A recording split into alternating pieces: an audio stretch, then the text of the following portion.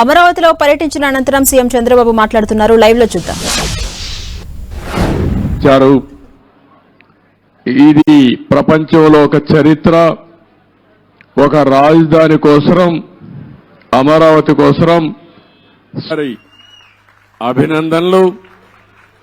మీ చొరవ, మీరు పోరాడిన విధానం చూస్తే ఇది భావితరాలకు కూడా ఒక ఆదర్శంగా నిలిచిపోతుంది. అయితే ఈరోజు నేను ఇక్కడికి వచ్చినప్పుడు అమరావతి అనగానే ప్రపంచమంతా కూడా గుర్తించే పరిస్థితికి వచ్చారు. అయితే ఈరోజు ఒక విషయం ఎక్కువంటే అందుకు గుర్తుపెట్టుకోవాల్సిన, ఆంధ్రప్రదేశ్ అంటే ఏపీ. ఏపీ అంటే ఒక పక్క అమరావతి, ఒక పక్క పోలవరం. అమరావతి మనందరికీ ఒక చిరునామా, ఒక ప్రజా రాజధానిగా, 5 కోట్ల ప్రజానీకానికి ఒక దశ దిశ నిర్దేశించే రాజధానిగా, మన పిల్లల భవిష్యత్తును తీర్చిదిద్దే రాజధానిగా, ఎవరైనా ఏదైనా చిన్న పనులు చేసుకోవాలంటే ఏ చెన్నైకో, బెంగళూరుకో, హైదరాబాదుకో పాసి పనులు కూడా పోకుండా గర్వంగా నాకు ఒక రాజధాని ఉంది, ఇక్కడ పని చేసుకోగలుగుతానని చెప్పడానికి నిర్మాణం చేపట్టినటువంటి రాజధాని ఇది. అలాంటి రాజధాని ఈరోజు మనం చూస్తే అతలాకుతలం చేశారు. ఆ డీటెయిల్స్ కూడా నేను వస్తాను. అదే సమయంలో పోలవరం దక్షిణ భారతదేశంలో ఎక్కువ నీళ్లుండే నది గోదావరి నది. పోలవరం పూర్తి చేస్తే నదుల అనుసంధానం జరిగితే రాష్ట్రంలో ప్రతి ఒక్క ఎకరాకు నీళ్లు ఇచ్చే అవకాశం ఉంటుంది. ఈ రెండు కూడా మనం ఒక్కసారి ఆలోచించుకున్నప్పుడు రాష్ట్ర విభజన జరిగింది. హేతుబద్ధత లేదని పోరాడాం, అన్యాయం జరిగిందని అందరం కూడా గట్టిగా నిలదీసే పరిస్థితికి వచ్చాం. ఆ సందర్భంలో ఒక ఆర్థిక నగరమైనటువంటి హైదరాబాద్ నగరం తెలంగాణ రాష్ట్రానికి వెళ్తుంది కాబట్టి మళ్లీ ఇక్కడ ఒక నగరం కట్టుకోవాలంటే దీనికి తోడ్పాటు ఇస్తామని, ఇంకొక పక్క పోలవరాన్ని పూర్తి చేస్తే ఈ రాష్ట్రానికి కొంతవరకు వెసులుబాటు వస్తుందనే ఉద్దేశంతోనే ఈ రెంటికి కూడా విభజన చట్టంలోనే ప్రత్యేకంగా మెన్షన్ చేస్తూ ఒక పక్క పోలవరాన్ని జాతీయ ప్రాజెక్టుగా, అమరావతికి ఆర్థిక సహాయం చేయడానికి ముందుకొచ్చారు. అయితే ఈరోజు మనం చూస్తా ఉంటే రెండు కూడా ఈరోజు రాష్ట్రంలో ఉండే 5 కోట్ల ప్రజలను ఓటే నేను కోరుతున్నా. ఈరోజు ఏదైతే మాకు ఓట్లు వేశారు ఇది ఒక హిస్టారికల్ విక్టరీ. చరిత్రలో నేను 45 సంవత్సరాలుగా చూశాను కానీ ఆంధ్రప్రదేశ్ రాష్ట్రం ఏర్పడిన తర్వాత భారతదేశ చరిత్రలో కూడా ఇంత పెద్ద విక్టరీ ఎప్పుడూ రాలేదు. ఒక్క మాటలో చెప్పాలంటే వన్ సైడెడ్ గా ఇలాంటి ముఖ్యమంత్రి పనికి రాడు, ఇతను అవసరం లేదని తీర్పిచ్చి బ్రహ్మాండంగా ప్రజలు ముందుకు వచ్చారు. 95,000 మెజారిటీ ఒక నియోజకవర్గంలో, 11 సీట్లు కూడా రాలా వీళ్లకు. అంటే దీన్ని బట్టి అర్థమవుతుంది ప్రజలు ఎంత వ్యతిరేకంగా ఉన్నారో. దుష్ట పరిపాలన అనడానికి దీనికంటే వేరే తార్కాణం అవసరం లేదు. కానీ మమ్మల్ని గెలిపించారు. అంతటితోనే రాష్ట్రంలో ఉండే ప్రజల యొక్క బాధ్యత అయిపోలేదు. ఆ విషయం నేను గుర్తు చేయదలుచుకున్నాను. అనునిత్యం మీరు ఆలోచించాల్సిన అవసరం ఉంది. రాజకీయాలకు పనికిరాని వ్యక్తి, ముఖ్యమంత్రికి అర్హత లేని వ్యక్తి ఆ పదవి వస్తే ఏం చేస్తాడో 5 సంవత్సరాలు మనం చూశాం. ఈరోజు పోలవరం గాని, అమరావతి గాని వ్యక్తిగత సంపద కాదు. ఏ ఒక్క వ్యక్తికో, ఏ ఒక్క వర్గానికో, ఏ ఒక్క ప్రాంతానికో పరిమితమైంది కాదు. కానీ ఇది ఒక సంపద కేంద్రం. ఒక సంపద సృష్టిస్తే అది సమాజానికి పనికొస్తుంది. అదే సమయంలో వ్యక్తులు బాగుపడతారు, ప్రభుత్వానికి ఆదాయం పెరుగుతుంది. ప్రభుత్వ ఆదాయం పెరిగితే సంక్షేమ కార్యక్రమాలు చేసేందుకు అవకాశం ఉంటుంది. అదే మరి ప్రజలందరినీ సాధికార వైపు ముందుకు తీసుకుపోయే అవకాశం ఉంటుంది. రెండోది పోలవరం గాని పూర్తి చేసుంటే అది కూడా గవర్నమెంట్ డబ్బులు, అవి సెంట్రల్ గవర్నమెంట్ డబ్బులు. దాన్ని పూర్తి చేస్తే మనం గాని కొంత నదుల అనుసంధానం చేసుకుంటే రాష్ట్రంలో ప్రతి ఒక్క ఎకరాకు నీళ్లు ఇవ్వగలిగితే రాయలసీమ రాళ్లసీమ కాదు, రతనాల సీమగా తయారు చేసే అవకాశం వస్తుంది. హార్టికల్చర్కు ప్రాధాన్యత ఇచ్చే అవకాశాలుంటాయి. మొన్నే పోలవరం పోయొచ్చాను, నా ఆవేదన చెప్పాను. కొన్ని వందల సార్లు వర్చువల్ రివ్యూ చేశాను. ఇంకొక పక్క నేరుగా ఫిజికల్గా 40-41 సార్లు వెళ్ళాను. కానీ ఈరోజు పోలవరాన్ని గోదావరిలో కలిపేసే పరిస్థితికి వచ్చారు. ఈరోజు ఏం చేయాలని అర్థం కాని పరిస్థితి. ఏం చేయాలన్న 4-5 సంవత్సరాలు ఖర్చులు కూడా డబుల్ అయిపోయే పరిస్థితికి వచ్చింది. ఒక వ్యక్తి యొక్క మూర్ఖత్వం వల్ల, ఒక పోలవరం వల్ల రాష్ట్రానికి ఒక వరంగా ఉండవలసిన పోలవరం ఈరోజు ఒక శాపంగా మారిపోయే పరిస్థితి వచ్చింది. అది నేను మొన్నే మాట్లాడాను, మళ్ళీ నేను మాట్లాడతాను. ఈరోజు అమరావతికి వస్తే మొట్టమొదటిసారిగా మీరు చూశారు, నేను నేరుగా ప్రజావేదిక దగ్గర వెళ్ళాను. ఎవరైనా ముఖ్యమంత్రి అయితే జరిగేదంతా కూడా ఒక మంచి కార్యక్రమంతో ప్రజల్ని మెప్పు తెచ్చుకోవడం కోసం పనిచేస్తారు. ప్రజావేదిక కూల్చి అక్కడి నుంచి పరిపాలన ప్రారంభించాడు. అక్కడి నుంచి నేను నేరుగా వచ్చాను. ఏదైతే ఆనాడు ప్రధానమంత్రి నరేంద్ర మోడీ గారు అమరావతికి ఫౌండేషన్ వేశారు, అక్కడ మీరు చూస్తే ఒక బాధ, ఆవేదన. 1631 రోజులు మీరు ఆందోళన చేయడం ఒక ఎత్తైతే, ఈ రాజధాని ప్రారంభించినప్పుడు రాష్ట్రంలో ఉండే ప్రతి ఒక్క గ్రామం, ప్రతి ఒక్క వార్డు నుంచి పవిత్రమైన మట్టిని, పవిత్రమైన జలాల్ని, అక్కడుండే దేవాలయాలు గాని, మసీదులు గాని, చర్చిలు గాని, ప్రార్థనాలయాల్లో ప్రార్థనలు చేసి అందరి దేవుళ్ళ యొక్క ఆశీర్వాదాలు తీసుకొని పవిత్రమైన మట్టిని ఇక్కడికి తీసుకొచ్చారు. దేశంలో ఉండే అన్ని దేవాలయాలు, ప్రపంచంలో ఉండే అన్ని ప్రార్థనాలయాలు, అన్ని దిక్కల్లా ప్రార్థనలు చేశాం. దేశంలో ఉండే స్వాతంత్ర సమరయోధులు, త్యాగమూర్తుల గ్రామం నుంచి కూడా పవిత్రమైన మట్టిని, పవిత్రమైన జలాలు తీసుకొచ్చాం. సాక్షాత్తు ప్రధానమంత్రి గారు పార్లమెంట్ దగ్గర మట్టిని, పార్లమెంటు సాక్షిగా సంఘీభావాన్ని తెలియజేయడానికి యమునా జలాలు తీసుకొచ్చి వారు కూడా సంఘీభావాన్ని తెలియజేశారు. నాకు అనిపిస్తుంది ఆ మహిమే ఈ రోజు మనల్ని కాపాడిందని. నాకు అనుమానం లేదు. ఇక్కడ ఒక పవిత్రమైన ప్రాంతంగా తయారైంది. తాత్కాలికంగా కొంతమంది ఈ ప్రాంతాన్ని అతలాకుతలం చేయాలనుకున్న ఈ స్థల మహత్యం వల్ల మళ్లీ తిరిగి నిలబెట్టుకోగలిగాం. అదే నాకు అనిపిస్తుంది. అక్కడ చూసినప్పుడు నేను మొట్టమొదటిసారిగా ఎక్కడైతే ఆ పవిత్ర మట్టిని కూడా ఇంకా పవిత్రంగా పెట్టాం, ఇక్కడుండే రైతులు కాపాడారు. ఇంకో పక్కన అక్కడ నమూనా కూడా నేను చూశాను. ఇక్కడుండే అల్లరి మూక, ఆ నమూనాను కూడా దెబ్బతీసే పరిస్థితికి వచ్చారు. అక్కడనే యజ్ఞశాలకు వెళ్ళాను.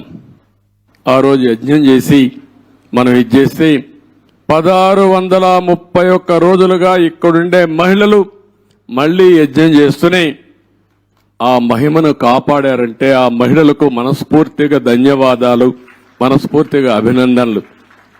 అలాంటి త్యాగం చేశారు. అక్కడి నుంచి నేరుగా ఒక్కసారి బిల్డింగ్ల దగ్గరికి వెళ్ళాను. 5 సంవత్సరాలు ఎక్కడ వేసిన మట్టి అక్కడే ఉంది. వీలైతే వీళ్ళు చేసిన పని విధ్వంసం చేశారు. ఇక్కడుండే పైపుల దొంగిలించకపోయారు, ఇసుక దొంగిలించకపోయారు, కడాన రోడ్లు వేస్తే మెటలు కూడా దోవకపోయారు. ఇది ఏ విధంగా అభివర్ణించాలో నాకైతే అర్థం కావడం లేదు. ఒక్క బిల్డింగ్ కూడా ముట్టుకోలేదు. ఒక్క రాజధానికి మనం ఆ రోజు కట్టినటువంటి అసెంబ్లీ బిల్డింగ్స్ ఉన్నాయి, పక్కనే సెక్రటరియట్ బిల్డింగ్స్ ఉన్నాయి, ఇంకో పక్క అమరావతి హైకోర్టు బిల్డింగ్లు కట్టాం. ఆ హైకోర్టు కూడా డిస్ట్రిక్ట్ కోర్టు కోసం కట్టిన బిల్డింగు, అవి మాత్రం మిగిలే పరిస్థితికి వచ్చాయి. ఈ యొక్క రాజధాని మనం చూస్తే దగ్గర ఈరోజు నేను అన్ని తిరిగిన తర్వాత ఇప్పుడే నాకు అర్థమైంది ఏంటంటే ఏం చేయాలని అర్థం కాని పరిస్థితి. 5 సంవత్సరాలు రోడ్లన్నీ పూర్తి అయిపోయినటివి, సగంలో ఆగిపోయినాయి, కొన్ని అయితే 80% పూర్తి చేసి ఆగిపోయినాయి. అదే మాదిరిగా బిల్డింగ్స్, మొట్టమొదటిసారిగా నేను వెళ్ళింది శాసన మండలి, శాసనసభ అభ్యర్థులు ఎవరైతే ఎమ్మెల్యేలు ఎమ్మెల్సీలు ఉండే క్వార్టర్స్కి వెళ్ళాను. 80-70% వర్క్ అంతా పూర్తి అయింది. మిగిలినటి ఎక్కడేసిన గొంగళ అక్కడే మిగిలిపోయింది. ఆ తర్వాత పక్కనుండే ఐఏఎస్ ఆఫీసర్స్, జూనియర్ ఆఫీసర్స్ యొక్క క్వార్టర్స్ చూశాను. అవి కూడా అక్కడే ఉన్నాయి. 70-80% పూర్తి అయింది. పక్కనుండే సెక్రటరీస్, అదే మాదిరిగా ప్రిన్సిపల్ సెక్రటరీస్ బిల్డింగ్లన్నీ ఉన్నాయి. అవన్నీ కూడా తుమ్మ చెట్లు మొత్తం మొలిచిపోయి ఇవన్నీ కమ్ముకుపోయే పరిస్థితి వచ్చింది. పక్కనే హైకోర్టు వస్తుంది. అక్కడనే అడ్మినిస్ట్రేషన్ కోసం 5 టవర్స్ ని ప్రారంభించాం. ఇంకొక పక్కన అసెంబ్లీ బిల్డింగ్ వస్తుంది, దాని పక్కనే హైకోర్టు వస్తుంది. అక్కడనే జడ్జెస్ బంగ్లాలు వస్తాయి, పక్కనే ఎమ్మెల్యేలు మినిస్టర్స్ బంగ్లాలు వస్తాయి. దాని తర్వాత గెజిటెడ్ ఆఫీసర్స్ 1 గాని 2 గాని నాన్ గెజిటెడ్ ఆఫీసర్స్ యొక్క క్వార్టర్స్ వస్తాయి. ఇవన్నీ కూడా ఎక్కడికక్కడ నిలిచిపోయినాయి. రోడ్లు కూడా అధ్వానంగా ఉన్నాయి. చాలా బాధాకరమైన సిచ్యువేషన్. రాష్ట్రంలో ఉండే ప్రజలందరూ అర్థం చేసుకోవాల్సింది, ఈ విధంగా ఉండవలసిన రాజధాని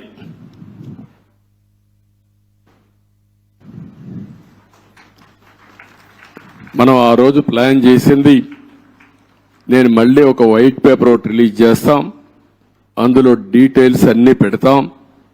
ఈరోజు నేను ఫస్ట్ టైం వచ్చింది రాజధానిని చూడడానికి వచ్చాను. ఎక్కడున్నామో అధ్యయనం చేయడానికి వచ్చా. భవిష్యత్తులో ఏం చేయాలనో ఇక్కడ అమరావతిలో ఉండే రైతులే కాకుండా రాష్ట్రంలో ఉండే ప్రతి ఒక్కరూ సజెషన్స్ ఇచ్చే విధంగా ముందుకు పోవాల్సిన అవసరం ఉంది. తొందరలోనే ఒక వైట్ పేపర్ కూడా పబ్లిసైజ్ చేస్తాం. ఒక వైట్ పేపర్ పబ్లిసైజ్ చేసి ప్రజలు అందరూ కూడా చర్చించుకోవాల్సిన అవసరం ఉంది. నేను ముందే చెప్పాను, ఇది ఏ ఒక్కరి కోసమో కట్టే రాజధాని కాదు, ఇది ప్రజా రాజధాని, భావి తరాల భవిష్యత్తు కోసం రాజధాని, తెలుగు జాతి గర్వంగా తలెత్తుకుని తిరిగే రాజధానిగా ఉండాలి. అదే సమయంలో ఇక్కడ అమరావతి రాజధాని వస్తుందంటే విశాఖపట్నాన్ని ఆర్థిక రాజధానిగా తయారు చేయాలని, కర్నూలుని ఒక మోడర్న్ సిటీగా ఆధునికమైన నగరంగా తయారు చేయాలని, అదే మాదిరిగా అన్ని జిల్లా హెడ్ క్వార్టర్స్ కూడా ఏమేం చేస్తాం చాలా స్పష్టంగా చెప్పాం. దాని ప్రకారమే మీరు చూస్తే 12 ఇన్స్టిట్యూషన్స్ గవర్నమెంట్ ఆఫ్ ఇండియా ఇస్తే కర్నూలులో IIT పెట్టాం, అక్కడనే ఉర్దూ యూనివర్సిటీ పెట్టాం, అనంతపూర్లో సెంట్రల్ యూనివర్సిటీ పెట్టాం, తిరుపతిలో ఐజర్ గాని అదే మాదిరిగా IIT గాని పెట్టాం, ఇంకో పక్క విశాఖపట్నంలో IIM పెట్టాం, తాడేపల్లిగూడెంలో NIIT పెట్టాం, మంగళగిరిలో all India institute of medical science పెట్టాం, ఇంకొక పక్కన ఒంగోలులో IIT పెట్టాం. ఈ విధంగా అన్ని విజయనగరంలో ట్రైబల్ యూనివర్సిటీ పెట్టాం. అన్ని ప్రాంతాల అభివృద్ధి కోసం, సమగ్ర అభివృద్ధి కోసం ఆ రోజే చాలా స్పష్టమైన విధానాన్ని ప్రకటించాం. ఈ రోజు మనం చూస్తే ఏది జరిగే పరిస్థితి లేకుండా పోయింది. నేను అందుకనే ఈరోజు డీటెయిల్స్ పోవడం లేదు. బ్రాడ్గా మీ అందరికీ ఒక ఐడియా ఇస్తున్నాను. డీటెయిల్స్ అన్ని కూడా వైట్ పేపర్లో వస్తాయి. అయితే బాధ ఏంటంటే ఈ రాజధాని పైన బురజల్లే ప్రయత్నం చేశారు. నిత్యం విష ప్రచారం చేశారు. అమరావతిని బ్రాండ్ దెబ్బతీయడానికి ప్రయత్నం చేశారు. శివరామకృష్ణ కమిటీ చాలా స్పష్టంగా సెంట్రల్ ప్లేస్ లో ఎక్కడైనా పెట్టండి అని చెప్పారు. అంటే ఇది 12 పార్లమెంట్లు ఒక పక్క వస్తాయి, ఇంకొక పక్క 12 పార్లమెంట్లు వస్తాయి. గుంటూరు సెంట్రల్లో ఉంటుంది. ఎలిమెంటరీ స్కూల్ చదివే పిల్లవాడిని చెప్పినా ఎక్కడ మీ రాజధాని ఉండాలంటే ఈ ప్రాంతం అని మ్యాప్లో చూపించే విధానం ఇది. అందుకే అమరావతిని పెడితే దానిపైన మాట్లాడారు. ఇంకొక పక్కన మీరందరూ చూస్తే చాలా వరకు ఇన్సైడర్ ట్రేడింగ్ అన్నారు. ఇంకొక పక్కన స్విచ్ ఛాలెంజ్ని అవహేళన చేశారు.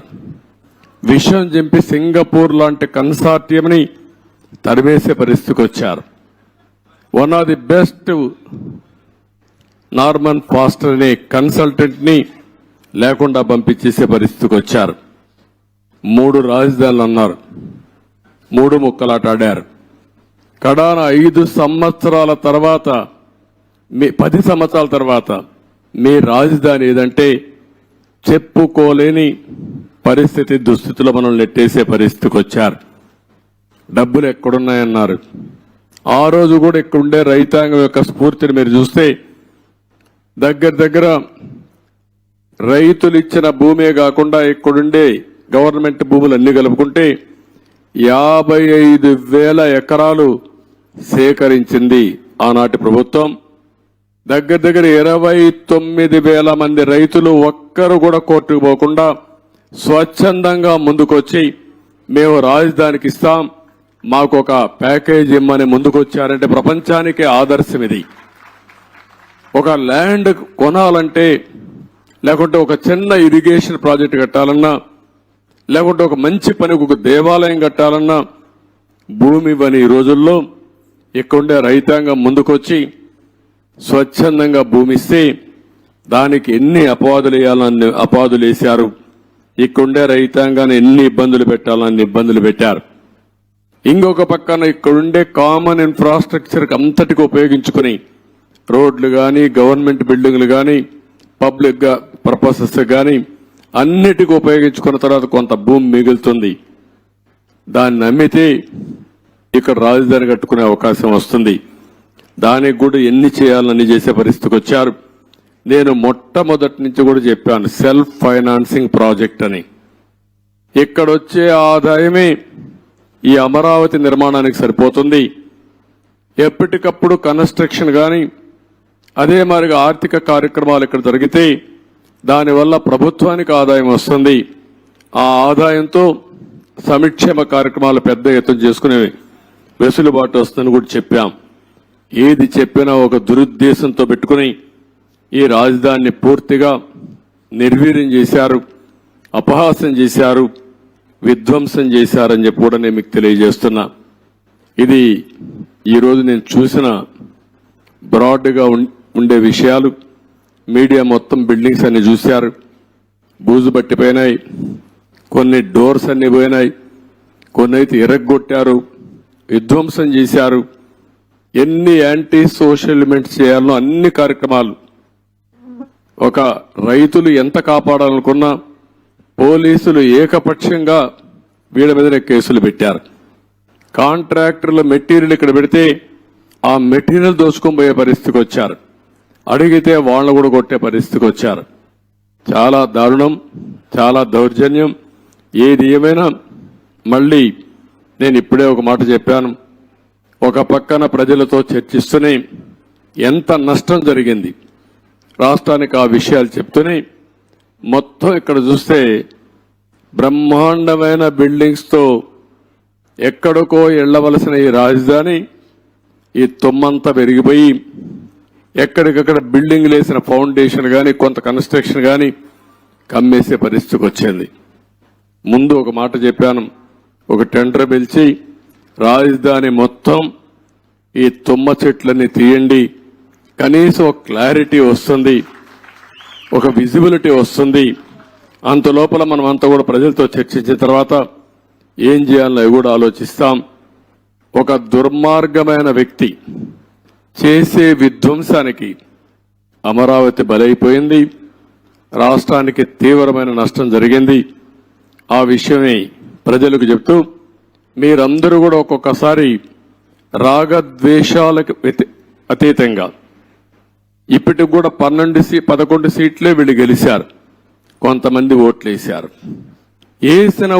ఓట్లేసిన వ్యక్తులు కూడా మీరు ఒక్కసారి ఆలోచించుకోండి. ఇలాంటి వ్యక్తికి ఓటేయడం భావ్యమా? అలాంటి వ్యక్తులు రాజకీయాలకు అర్హులా? ఇలాంటి వాళ్ళని మనం సహకరిస్తామా? ఒకవేళ ఇలాంటి వ్యక్తులు కానీ రాష్ట్రంలో కానీ రాజకీయాల్లో ఉంటే భవిష్యత్ ఏమవుతుంది అనే విషయం కూడా ప్రజలందరూ అర్థం చేసుకోవాల్సిన అవసరం ఉంది. ఇది మనందరి భవిష్యత్తు, మన పిల్లల భవిష్యత్తు. కాబట్టి మనందరం కూడా ఎక్కడికక్కడ కొంతమంది అనుకుంటారు మాకే సంబంధం అమరావతి అని, మాకే సంబంధం పోలవరం అని, అభివృద్ధి అంటే అదేంటని. అట్లా కాకుండా అభివృద్ధి జరిగితే మీ జీవితాలు బాగుపడతాయి. ఈరోజు ఏ గవర్నమెంట్ అయినా సరే ప్రభుత్వ విధానాల ద్వారా ప్రజా జీవితాలను మారుస్తుంది. అటు కేంద్ర ప్రభుత్వంలో ఉండే నరేంద్ర మోడీ గారు కానీ, వివిధ రాష్ట్రాల్లో ఉండే రాష్ట్ర ముఖ్యమంత్రులు కానీ, ఇక్కడ ప్రభుత్వం కానీ మీ జీవితాల్లో వెసులుబాటు తీసుకురావడం, మీ జీవితాల్ని బాగు చేయడం, ఒక పక్క సంక్షేమ కార్యక్రమాలు చేస్తూనే ఇంకొక పక్క అభివృద్ధి కార్యక్రమాలు చేస్తూ కాలంలో మీ జీవితాలకు వెలుగొచ్చే విధంగా చేయాల్సిన బాధ్యత ప్రభుత్వాలపైన ఉంది. ఈరోజు హైదరాబాద్ని అభివృద్ధి చేశాం, దాని ఫలితాలు అక్కడ ప్రజానీకం ఎంజాయ్ చేస్తున్నారు. అదొక తృప్తి నాకు. అటువంటి ప్రతి ఒక్క కార్యక్రమం చేసిన అభివృద్ధి కానీ, లేకపోతే వేసిన ఫౌండేషన్లు కానీ, ఆలోచనలు కానీ ఏది పెండింగ్ పెట్టకుండా ప్రతి ఒక్క ముఖ్యమంత్రి చేతనైనంత వరకు ముందుకు తీసుకెళ్లారు. చేత కాకపోతే వదిలిపెట్టారు, ఎవడు విధ్వంసం చేయాల. కానీ ఇక్కడికి వచ్చే కొందికి విధ్వంసం జరిగే పరిస్థితి వచ్చింది. ఒక్క విధానం మీరు గుర్తుపెట్టుకోవాలి, ఒక్క ఐటీకి ప్రాధాన్యత ఇస్తే ఈరోజు ప్రపంచంలోనే తెలుగువారు బ్రహ్మాండంగా రాణించే పరిస్థితికి వచ్చారు. ఎన్నో సంవత్సరాలు కాలేదు, 25 సంవత్సరాలే. 25 సంవత్సరాల్లో ఎన్నో దేశాలకు వెళ్ళిపోయారు. నన్ను అరెస్ట్ చేసినప్పుడు చూస్తే నా జీవితంలో ఎప్పుడూ మర్చిపోలేను. 70-80 దేశాల్లో నిరసన తెలియజేశారంటే ఆ దేశాల్లో వీళ్ళు ఉన్నారని ఆశ్చర్యం వేసే పరిస్థితికి వచ్చింది. నిన్న కూడా మీరు చూశారు ఎన్నికల్లో అందరూ కూడా ఉదయం 8 గంటలు 7 గంటలకు వచ్చి రాత్రి 2 గంటల వరకు ఓట్లు వేశారు. బయట ప్రాంతాల్లో ఉండే చిన్న చిన్న పనులు చేసుకునేవాళ్ళు, ఇంటి పనులు చేసుకునే పని వదిలిపెట్టి వాళ్ళు భోజనం ప్యాకెట్ తీసుకొచ్చి నేరుగా ఓటేసి మళ్ళీ వెళ్ళారు వాళ్ళ ఖర్చులతో. ఎక్కడో అమెరికా, ఆస్ట్రేలియా లేకపోతే ప్రపంచంలో వేరే దేశాల్లో ఉంటే లక్షల రూపాయలు ఖర్చు పెట్టుకుని వచ్చి ఓటేసి వాళ్ళ బాధ్యత నిర్వహించారు. ఈ విషయం ప్రతి ఒక్కరూ గుర్తుపెట్టుకోవాల్సిన అవసరం ఉంది. ఓటేయడం మీ బాధ్యత అనుకొని ఈ 5 ఏళ్లు చేసిన విధ్వంసం చూసిన తర్వాత మళ్ళీ మేము భరించలేమనే ఉద్దేశంతో మీరు ముందుకు వచ్చారు. కానీ ఈరోజు నేను ఇక్కడుండే ప్రజానీకాన్ని కోరేది ఒకటే, అనునిత్యం మీరు ఆలోచించాల్సిన అవసరం ఉంది. మాకు కూడా మీరు ఒక స్ఫూర్తిని ఇవ్వాల్సిన అవసరం ఉంది. ఎక్కడికక్కడ గైడెన్స్ ఇస్తూ ఉంటే, మాకు కూడా ఆలోచనలు ఇస్తూ ఉంటే, మా ఆలోచనలు మీ యొక్క సమస్యలు రెండు కూడా జోడించుకొని మెరుగైన ప్రజా విధానాలకు రూపకల్పన చేస్తాం. దానివల్ల మీ జీవితాల్లో మంచి జరుగుతుంది. ఏ కార్యక్రమం చేసినా ప్రజల కోసం చేస్తాం కాబట్టి ప్రజలు ఇందులో భాగస్వాములు కావాల్సిన అవసరం ఉంది. అందుకే మొన్న పోలవరం పోయినప్పుడు చాలా స్పష్టంగా చెప్పాను, ఈరోజు అమరావతికి వచ్చినప్పుడు చాలా స్పష్టంగా చెప్తున్నా, అన్ని విషయాలు ఏమాత్రం అరమరకలు లేవు. మొత్తం మీ ముందర పెడతాం.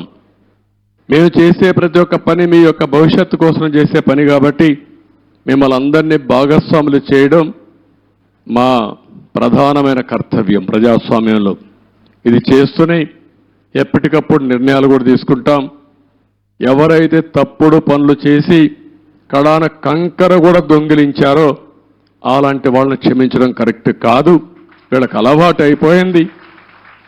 అవి చేయడంగానే కాకుండా మళ్ళీ ఇక్కడ వాళ్ళ ఇష్ట ప్రకారం రౌడీజం చేయడం, అందరినీ బెదిరించడం, అడ్డం వస్తే కొట్టడం, ఇష్టానుసారంగా ప్రవర్తించడం అన్నీ జరిగాయి. అవన్నీ కూడా ఏ మాత్రం కూడా ఎవ్వడి ఆటలు ఎక్కడ జరగనీయం. అవసరమైతే నిర్మోహమాటంగా అణిచివేస్తాం తప్ప ఇష్టానుసారంగా మేమేం చేసినా జరుగుతుంది. రౌడీజం చేస్తాం, రాజకీయాన్ని అడ్డం పెట్టుకుంటామంటే మాత్రం అది జరగలేకుండా చేస్తారని చెప్పి కూడా మీ అందరికీ హామీ ఇస్తూ మరొక్కసారి అందరికి కూడా ఇక్కడుండే రైతాంగానికి మనస్ఫూర్తిగా నమస్కారాలు. మిగిలిన అన్ని విషయాలు మాట్లాడతాను. మీకు ఏదైనా క్వశ్చన్స్ ఉంటే 1 or 2 media.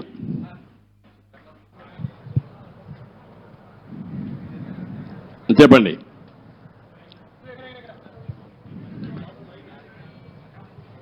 Mic. Hello sir, 1 minute mike. Mike ఎవరు ఇక్కడ ఎవరికి ఇచ్చారు? సార్, గత ముఖ్యమంత్రి ఈ రాజధానిలో ఈ బిల్డింగ్స్ పరిశీలించుంటే ప్రజావేదికను కూల్చేసినట్టు ఇవి కూడా డిమాలిష్ చేసేవాడేమో సార్. అది దేవుడు కాపాడాడు. ఒక ఉన్మాది బారి నుంచి ఇంకా ఫర్దర్గా కూల్చేయకుండా దేవుడే కాపాడాడు అమరావతిని. అందుకే నేను చెప్పాను, కొన్ని 16,000 గ్రామాల్లో పూజలు చేసి పవిత్రమైన మట్టిని, పవిత్రమైన జలాలను తీసుకొచ్చారు ఇక్కడికి. పార్లమెంటు సాక్షిగా ప్రధానమంత్రి తీసుకొచ్చాడు. మొత్తం ప్రార్థనాలయాలు దేశంలో విదేశాల్లో నుంచి తీసుకొచ్చాం. పవిత్రమైన వ్యక్తులు పుట్టిన జన్మస్థలం నుంచి కూడా, అంటే స్ఫూర్తిదాయకంగా ఫ్రీడమ్ ఫైటర్స్ అన్ని వాళ్లే కాపాడారు. కాబట్టి మీరు కూడా కష్టపడ్డారు, రైతులు పోరాడారు, దేవుళ్ళు సహకరించారు. సార్, 5 సంవత్సరాల నుంచి ఏదైతే నిర్లక్ష్యానికి వదిలేశారో ఈ దాదాపు 80-90% కంప్లీట్ అయింది. అవి ఎక్కడ కూడా చెక్కు చెదరల యాజ్ ఈజ్గా ఉంది. అంటే మన నిర్మాణం కానీ అంతా కూడా బాగానే ఉంది. అన్నీ పూర్తి చేయడానికి దాని టైం బాండ్ పెట్టుకుంటారా? ఒక 3 years కానీ అలా పెట్టుకుని దానికి మీ సజెషన్ ఏంటి చెప్పండి. మిమ్మల్ని కూడా సజెషన్ సార్, అందరినీ సజెషన్ అడుగుతున్నాం. దాన్ని మీరు ఇచ్చే మంచి సూచనలు తీసుకొని ఆర్డర్ ఆఫ్ ప్రియారిటీ పెట్టి we will prepare action plan. Galla పెట్టి ఖాళీ అయిపోయింది, ట్రెజరీలో ఏమి లేదు, డబ్బులు లేదు, అప్పులు విపరీతంగా చేసేశారు. ఇవన్నీ వీలో పెట్టుకొని ఏం చేయాలో స్టెప్ బై స్టెప్ వర్కౌట్ చేస్తాం. Mike media. Sir, what is going to be fate of Rushikonda Beach Palace? What's going to be? Will it be quoted as a monument of corruption? That's what you. What is your suggestion? You give me idea. Sir, you are the CM, sir. I am the CM. You are the citizen of. నువ్వు ఒక media responsibility ఉంది నీకు కూడా. నన్ను అడగడమే కాదు, నిన్ను కూడా చెప్పమంటున్నా. ఏం చేస్తే ఇలాంటి వాళ్ళని శాశ్వతంగా సమాజం నుంచి వెలేస్తామో అలాంటివి ఆలోచించాలి. మీరు ఒకటి ఆలోచించండి, ఇక్కడ డబ్బులు లేవు. 500 కోట్ల రూపాయలతో కొండను కొట్టేసి ఋషికొండ అంటే ఏంటి? ఋషులు అక్కడ తపస్సులు చేసిన ప్రాంతం అది. అలాంటి కొండని ఎప్పటి నుంచి కూడా మనం చూసి, ఇప్పుడైతే ఆధునికమైన పనిముట్లు ఇవన్నీ వచ్చాయి, కానీ ఒకప్పుడు విశాఖపట్నానికి వచ్చామంటే ఈ ఓడలు కానీ ఇవన్నీ ఋషికొండను చూసి గుర్తుపట్టి విశాఖపట్నం వచ్చామనే పరిస్థితి ఉండేది. అలాంటి పవిత్రమైన కొండని ఎన్విరాన్మెంట్లకి విఘాతం కలిగించే విధంగా కొట్టేశారంటే మనం గుర్తుపెట్టుకోవాలి. దాన్ని కూడా అన్ని తప్పు ఇచ్చారు. అవన్నీ మళ్ళీ నేను మాట్లాడతాం. Sir, what about Prajavedika? you have visited Prajavedika and saw the debris there. Are you going to remove the debris and reconstruct the Prajavedika same place, or are you going to make it as a museum?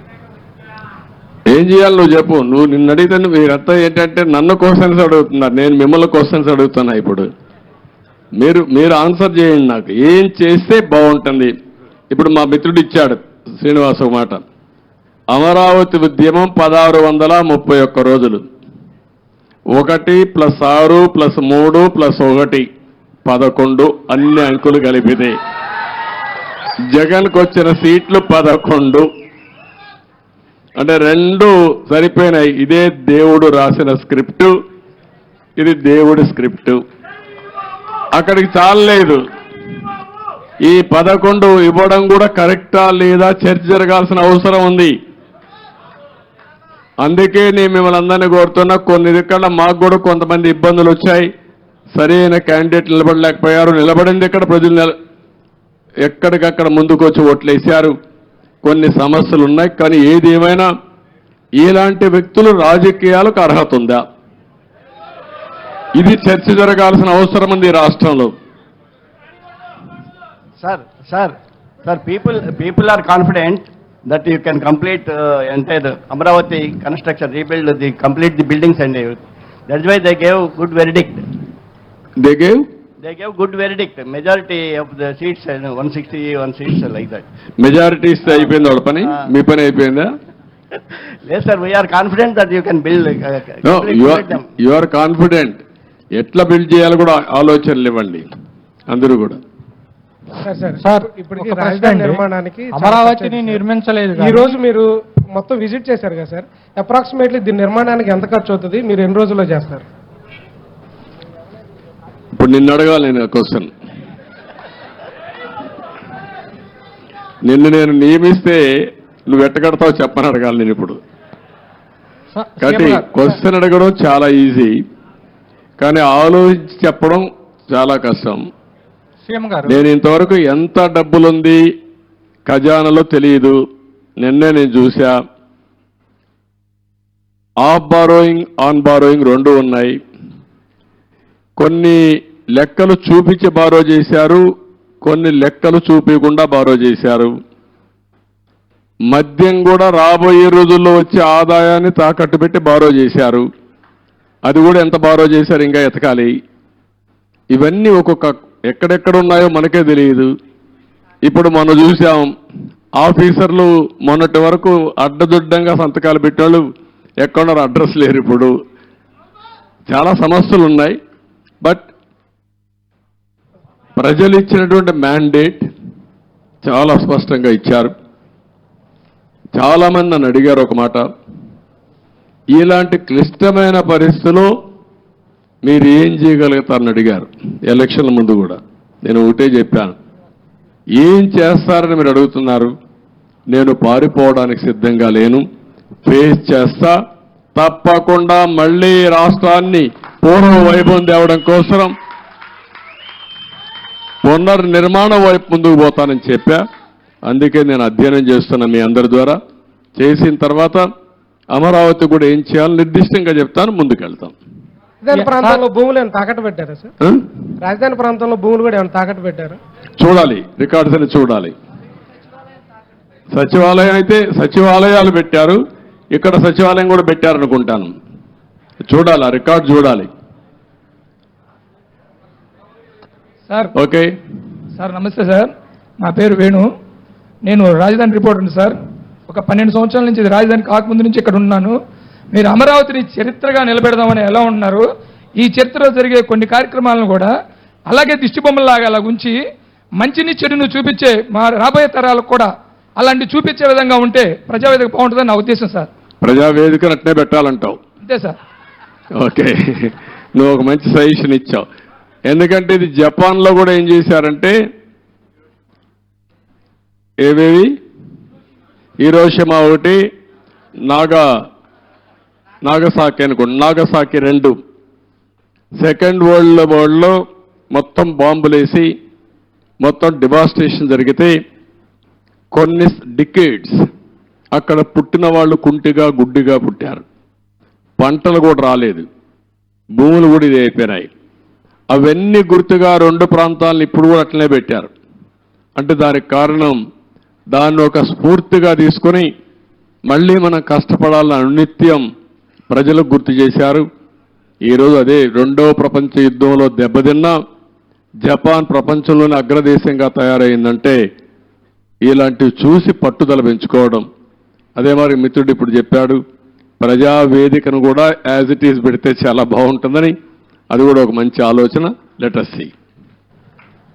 Okay,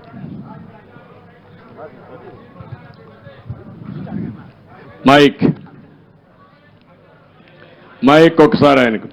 hello సేకరణ చేసిన తర్వాత కూడా seed access road మీద అర్ధరేతులు ఇసుక అక్రమ రవాణా జరుగుతుంది sir. దాని మీద అంటే నేరాలు అలవాటైన వాళ్ళకి ఇంకా కూడా మారలేకపోతున్నారు. ఒకటే చెప్తున్న అధికార యంత్రాంగానికి కూడా, ఏ అధికార యంత్రాంగం ఇప్పుడు రాష్ట్రంలో ఉన్నారో మళ్ళీ ఎక్కడ ఆలోచనలు వదిలిపెట్టండి, ప్రజాహితం కోసం పనిచేయండి. ఒకవేళ రేపటి నుంచి ఎక్కడైనా కానీ మీరు చెప్పింది కానీ జరిగితే తప్పకుండా అధికారుల పైన కూడా యాక్షన్ కఠిన చర్యలు ఉంటాయి. డెఫినెట్గా తీసుకుంటా, వదిలిపెట్టను. మీరు కూడా ప్రజల్లో చైతన్యం రావాలి, గట్టిగా నిలదీయండి. ముందు మారిగా బాధితులపైన దాడి చేస్తే ఎట్టి పరిస్థితులు నేను వదిలిపెట్టను. ప్రజాహితం కోసం ఎవరు ముందుకొచ్చి పనిచేసినా వారికి పూర్తిగా అండగా ఉంటాం.